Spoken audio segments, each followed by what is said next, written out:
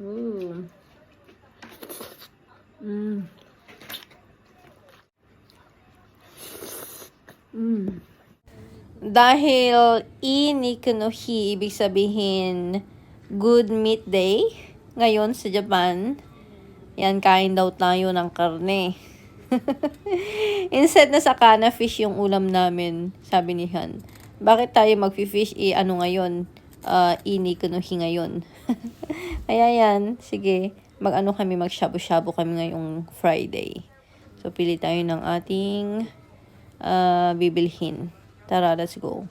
Konti lang yung tao ngayon, nabigla ako. Kasi usually, pag pumunta kami dito sa Aizawa, sobrang daming tao, sobrang daming namimili. Pero ngayon, konti lang siya pati sa parking. Konti lang din yung sasakyan. Bakit kaya?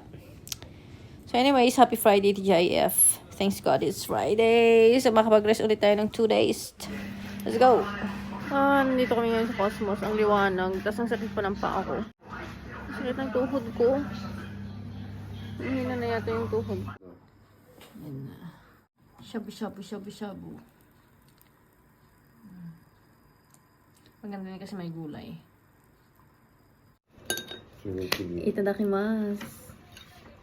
Yan, kain tayo ng shabu-shabu. Ito nga pala yung ang sauce namin. Gusto ko yung lasa nun. Ponzu.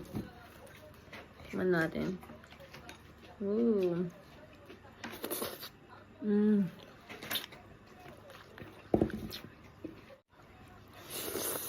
Mm.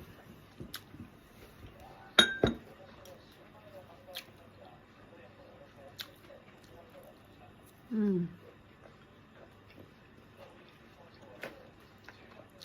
こっちも美味しいよ。豚肉も。本当？うん。うん。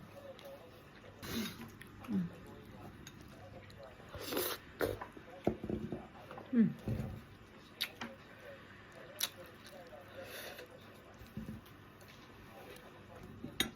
Yung gulay.